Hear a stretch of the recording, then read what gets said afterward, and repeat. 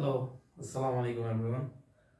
আজকে আমি খুব ইম্পর্ট্যান্ট একটা জিনিস আপনাদের সাথে শেয়ার করতেছি, which is কিভাবে আমরা আইএলটিএস এর প্রিপারেশন খুব সংক্ষিপ্ত সময়ে লাইক 3 to 4 উইকসের মধ্যে যদি আমরা এক্সামের জন্য সিট করতে চাই, তাহলে আমরা কিভাবে নিজেকে প্রিপেয়ার করব এবং কিভাবে সেলফ স্টাডি করব without any help from any kind of coaching centre. And আমার মনে হয় এটা খুবই গুরুত্বপূর্ণ, কারণ ইয়ার বাই ইয়ার আইএলটিএস এর যে ফিটা, সেই ফিটা প্রতি 1-2 বছর বা 3 বছর পর পরে অনেক বেড়ে যাচ্ছে। অ্যান্ড ইন রিসেন্ট টাইমস আমি এটা দেখলাম যে আইএলটিএস এর যে ফিটা, হ্যাঁ, একাডেমিক ফি, ওটা 22,500 থেকে 24,500 টাকায় হয়ে গেছে আর কি। সো এই টাকাটা দিয়ে আমরা যারা বাহিরে পড়ার জন্য আইএলটিএস এর প্রিপারেশনটা নেই, আইএলটিএস একাডেমিক টেস্ট, সো এই টাকাটা দিয়ে রেজিস্ট্রেশন করার পর আবার দেখা যায় ম্যাক্সিমাম কোচিং সেন্টার প্রায় 10 থেকে 20,000 অথবা 15,000 এরকম অ্যামাউন্টটা চার্জ করে। So which is huge. আমরা যদি আইএলটিএস এর জন্যই এরকম প্রায় 40,000 টাকা ইনভেস্ট করে ফেলি, পরবর্তী সময়ে দেখা যায় আমাদের বাহিরে পড়ার জন্য বাকি বাজেটটা প্রিপেয়ার করতে আমাদের জন্য অনেক কষ্টসাধ্য হয়ে যায়।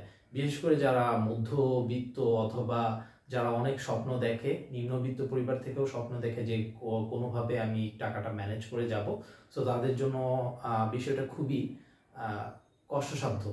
সো আমরা কিভাবে ঘরে বসে কিছু স্ট্র্যাটেজি এবং টিপস ফলো করে ভালো একটা প্রিপারেশন নিতে পারি, যেখানে আমরা 6.5 অথবা 6 টার্গেট করতে পারি এবং সহজে আমরা এই স্ট্র্যাটেজিগুলো বা এই ওয়েবসাইটগুলো ফলো করে কিভাবে একটা ভালো স্কোর পাই সেটা আমি আজকে আপনাদেরকে শেয়ার করব।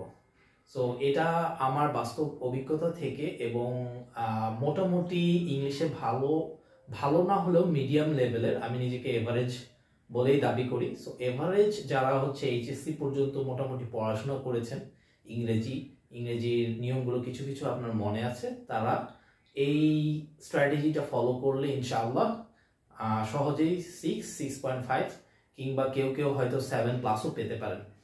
সো কথা না বেরিয়ে আমরা দেখি যে কোনটার জন্য আমরা কি কি প্রিপারেশন নিতে পারি। এখন আইএলটিএস এর 4টা মডিউল থাকে। আমি যদি আপনাদেরকে শেয়ার করি, 4টা মডিউল আমরা সবাই জানি, বাট এগেইন আমি জিনিসগুলো শেয়ার করতেছি, which is reading, then listening,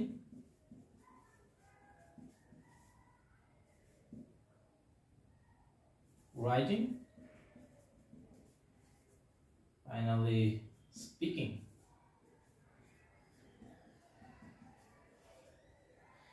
এই 4টা module, which is reading, listening, writing and speaking, একটু ভালোভাবে আমরা যদি দেখি যে আমরা বেশিরভাগ রিডিং, লিসেনিং এই দুইটাতে আমরা নিজেকে অ্যাসেস করতে পারি। বিকজ আমরা যদি কেমব্রিজ ফলো করি, কেমব্রিজের যে টেস্টগুলো বই অনুযায়ী, আমরা কেমব্রিজ ফলো করলে কেমব্রিজের লিসেনিং মডিউলসগুলো, রিডিং মডিউলসগুলো প্র্যাকটিস করলে নিজেকে আমরা ভালোভাবে অ্যাসেস করতে পারি। আর যেই অংশটায় আমরা নিজেদেরকে অ্যাসেস করতে পারি না, সেই অংশটুকু দুটো হচ্ছে রাইটিং অ্যান্ড স্পিকিং। এখন বর্তমানে চ্যাট জিপিটি ইউজ করে অনেকে স্পিকিং অ্যাসেস করে এবং আমি বলবো চ্যাট জিপিটির অ্যাসেসমেন্ট স্কোরটা খুবই পারফেক্ট বলা যায় না, কিন্তু মোটামুটি এভারেজে +- 0.5 এদিক হয়। অর্থাৎ চ্যাট জিপিটি যদি আপনাকে 6 দেয়, আপনি মেইন এক্সামে 5.5 অথবা 6.5 অনায়াসে পেতে পারেন। সো চ্যাট জিপিটি দিয়ে আপনারা স্পিকিং ও রাইটিং ইভালুয়েশন করতে পারেন, অথবা আরো অনেক এআই টুলস আছে, ওগুলো নিয়ে আমরা পরবর্তী একটা ভিডিওতে আলোচনা করব। কিন্তু আপাতত রিডিং এন্ড লিসেনিং এর জন্য যেটা আমরা সহজেই রাইট অ্যাওয়ে প্রিপারেশন শুরু করে দিতে পারি, ওই স্ট্র্যাটেজিগুলো আমি একটু আপনাদেরকে শেয়ার করব। Sorry. So reading, listening, writing and speaking.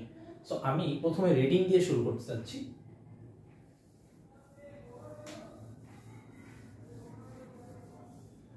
আমি রিডিংয়ে নিজেকে বরাবরই দুর্বল ভাবতাম, কারণ মাঝে মাঝে কিছু কিছু জিনিস আমার, যেহেতু আমি বেঙ্গলি মিডিয়াম থেকে পড়াশোনা করেছি, কিছু কিছু জিনিস আমার কাছে কনফিউজিং লাগতো, কিছু কিছু টার্মস কনফিউজিং লাগতো।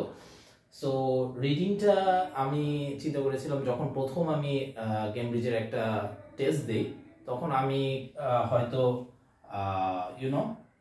20 থেকে 22 রেঞ্জের মধ্যে পেয়েছিলাম, এবং আমার ফাইনাল এক্সামে আমি রিডিংয়ে পেয়েছি 7।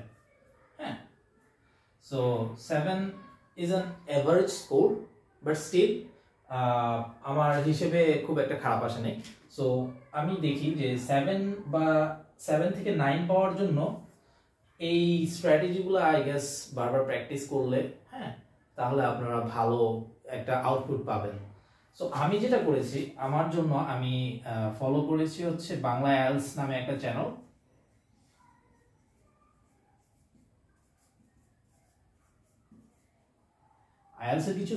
বাংলা আইএলটিএস এর কিছু স্পেসিফিক রিডিং এর ভিডিও আমি দেখেছি, এবং এটা দেখার আগে আমি যেটা করেছি, আমি আমার পার্সোনাল উইকনেস গুলো 4 থেকে 5টা এক্সাম দিয়ে আমি আমার পার্সোনাল উইকনেস গুলো আমি অ্যাসেস করেছি, যে আমি ম্যাচিং এ একটু দুর্বল, আমি ম্যাচিং গুলো ভালোভাবে বুঝতে পারতেছি না, অথবা আমার ট্রু ফলসে আমার কিছুটা প্রবলেম আছে। সো এই জিনিসগুলা কি কি স্ট্র্যাটেজি আছে, সেটা আমি এই বাংলা আইএলটিএস ফলো করে মোটামুটি ভালো একটা গাইডলাইন পেয়েছি।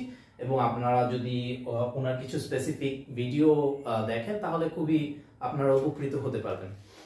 সো এছাড়াও রিডিং এর জন্য আপনি যদি অনলাইনে কম্পিউটারের সাহায্যে রিডিং টেস্টগুলো প্র্যাকটিস করতে পারেন, তাহলে আপনার অনেক সময় বাঁচবে। এবং এটা করার জন্য একটা ওয়েবসাইট আছে, সেটা হচ্ছে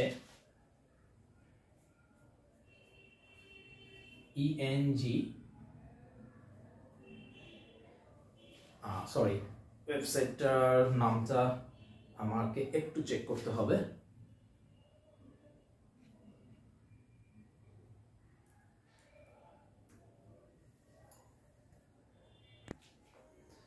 ওয়েবসাইটটার নাম হচ্ছে, বড় করে লিখি,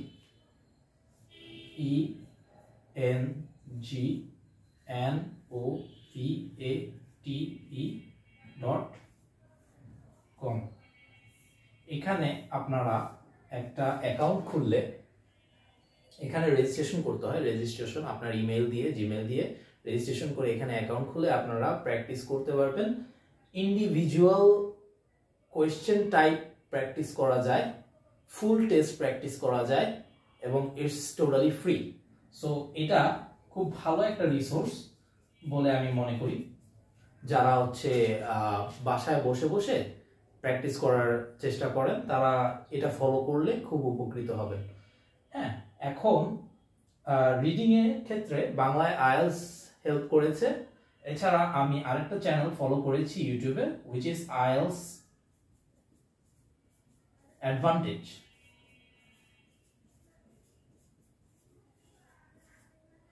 আইএলটিএস অ্যাডভান্টেজে যেই পার্সনটা আমাদেরকে মেন্টর করে, বা অনেকগুলো ভিডিও আছে, তো ওনার স্ট্র্যাটেজি অ্যান্ড স্টাইলগুলো ভালো।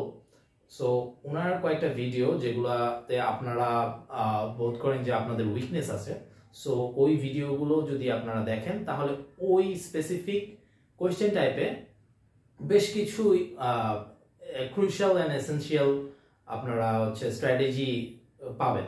হ্যাঁ, সো এই দুইটা ইউটিউব রিসোর্সেস ফলো করলে আপনারা রিডিং এর জন্য আই থিঙ্ক এনাফ আইডিয়া পাবেন। এবং মোটামুটি আমরা সবাই জানি আমরা কোনটা এট ফার্স্ট প্র্যাকটিস করব। আমরা সবাই কেমব্রিজ দিয়ে স্টার্ট করব, কেমব্রিজ। সো কেমব্রিজে যেটা আসলে আমরা স্টার্ট করতে চাই, অনেকে 1 থেকে 19টাই হিট করার চেষ্টা করে। সো যখন আমাদের সময় কম, যেমন আমি করেছি, আমি হচ্ছে এতগুলো না প্র্যাকটিস করে আমি কেমব্রিজের 9 থেকে 17 পর্যন্ত, আই গেস 17 পর্যন্ত আমি রিডিংগুলো, তাও আমি সবগুলো দিতে পারিনি, কিন্তু ম্যাক্সিমাম আমি ট্রাই করেছি যে এই জিনিসগুলো প্র্যাকটিস করার জন্য। সো এটা আপনারা সবাই ট্রাই করবেন, কারণ রিডিং এ অনেকেরই দুর্বলতা থাকে, কারণ আমরা যারা বাংলা থেকে ইংলিশে কম্প্রিহেন্ড করতে অনেক সময় ভুল হয়। সো কন্টিনিউয়াস প্র্যাকটিসটা রিডিং এ খুবই ইম্পর্টেন্ট, যেটা আপনারা করলে খুব ভালো একটা আউটপুট পাবেন। So moving on to the next module, which is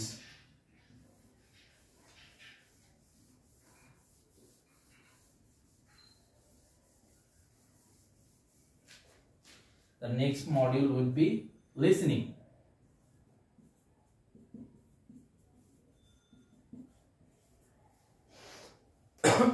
listening এর ক্ষেত্রেও মোটামুটি সিমিলার। আর লিসেনিং এর ক্ষেত্রে আমি দুইটা স্ট্র্যাটেজি আসলে শেয়ার করতে চাই। লিসেনিং আমার খুব একটা ভালো আসে নাই, এটার কারণও আছে। আমি ওভার কনফিডেন্ট ছিলাম। বাসায় যখন প্র্যাকটিস করতাম সবসময় 8, 8.5, হ্যাঁ এরকমই আসতো, 9 কখনো আসে নাই, বাট 8, 8.5 আমার বাসায় এভারেজ ছিল, এর নিচে আমি পাইনি। সো আর হচ্ছে ক্যামব্রিজে যখন ব্রিটিশ কাউন্সিলের থ্রুতে আপনারা যখন রেজিস্ট্রেশন করবেন, তখন তাদের একটা পোর্টাল থাকে, হ্যাঁ, general IELTS. So general IELTS এর লিসেনিং গুলো খুবই চ্যালেঞ্জিং হতো, ওটাতে আমি 6.5 এর বেশি পেতাম না। সো ওটা প্র্যাকটিস করলে আপনাদের জন্য কিছুটা ভালো হয়, কারণ হচ্ছে ওরা ওভাবে এটাকে ডিজাইন করে কিছুটা ডিফিকাল্ট, যাতে মেইন এক্সামটা ওটা থেকে একটু লেস ডিফিকাল্ট হয়, সো দ্যাট আপনাদের আইএলস স্কোরটা যাতে ভালো হয়। সো ওটা কিপ ইন মাইন্ড, ওটা প্র্যাকটিস আপনারা করবেন, জেল আইএলস।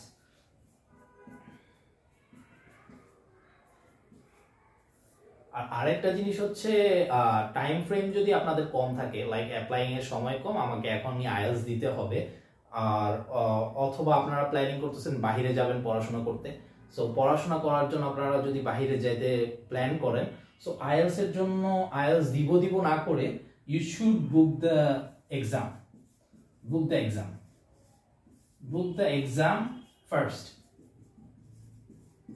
টাকাটা দিয়ে যখন আপনারা এক্সামটা বুক করে নেবেন, ট্রাস্ট মি, আপনার পড়তে বসতে ইচ্ছা করবে।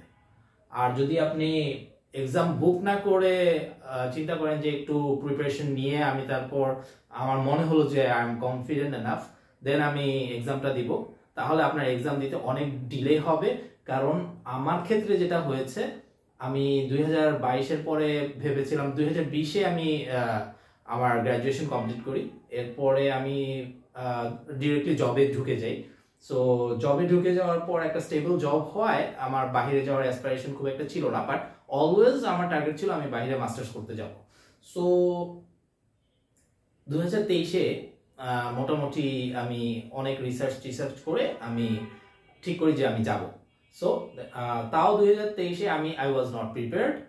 আর হচ্ছে 2024-এ আমার ফ্রেন্ড খুব ভালোভাবে আমাকে পুশ করে, অ্যান্ড ইভেন সে আমার আইএলটিএস এর রেজিস্ট্রেশনের টাকাটাও দিয়ে দেয়, and I am really grateful to him. So সেক্ষেত্রে আমি তখনই জিনিসটা বুক করি এবং তখনই প্রিপারেশন নেওয়া শুরু করি, and within a short time, এবং আমার অনেক রেসপন্সিবিলিটি ছিল, ওগুলোর কিপিং দ্যাম অ্যাসাইড আমি নিজেকে প্রিপেয়ার করে পরীক্ষার জন্য বসে পড়ি। আর আমি মেইন এক্সামে 6.5 পেয়েছি।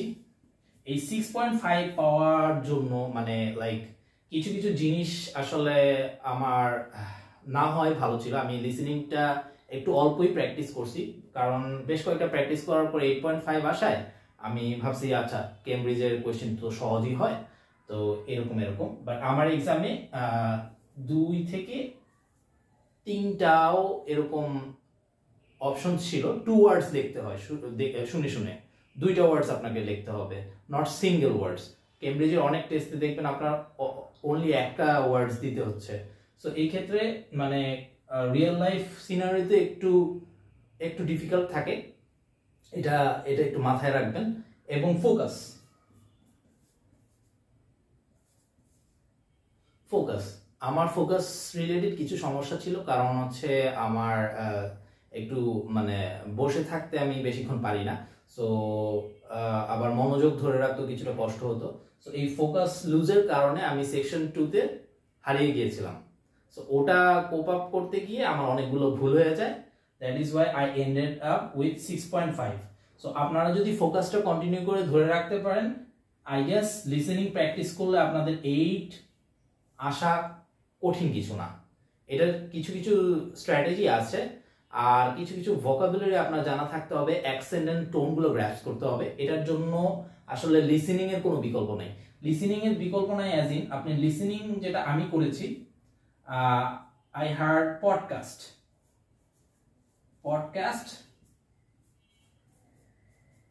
TEDx Tux, podcast and TEDx টক্স এগুলো আমি খুব শুনতাম, এবং আমার নিজস্ব কিছু টপিক ছিল লাইক বিজনেস রিলেটেড টপিকগুলো আমি বেশি শুনতাম, তারপর হেলথ রিলেটেড জিনিসগুলো আমি শুনতাম। সো এগুলা আমার কানকে অনেক শার্প করছে, সো এগুলা help me a lot. But still আমি কিন্তু খুব একটা ভালো পাইনি বিকজ অফ ফোকাস। সো ফোকাসটা খুব গুরুত্বপূর্ণ, এবং যখনই আপনারা পডকাস্ট অথবা TEDx টক্স এগুলো শুনবেন, খুব ফোকাস দিয়ে শুনবেন, ট্রাই করবেন যে কি বলছে এটা মাইন্ডে একটা সামারি করতে, এটাও আপনাকে হেল্প করবে। সো আজকের দিনে আমি এই দুইটা টপিকই ফোকাস করলাম, এবং আমি আমার নেক্সট ভিডিওতে রাইটিং এবং স্পিকিং নিয়ে বেশ কিছু স্ট্র্যাটেজি যা আমি ফলো করে মোটামুটি দুইটাতেই আমি 6.5 পেয়েছি, কিভাবে পেলাম এটা আমি আপনাদের সাথে শেয়ার করব। আর থ্যাংক ইউ সো মাচ, এবং সাথে থাকবেন। ভালো লাগলে একটা লাইক অ্যান্ড সাবস্ক্রাইব অবশ্যই করবেন। And yeah, you guys have a great journey with IELTS.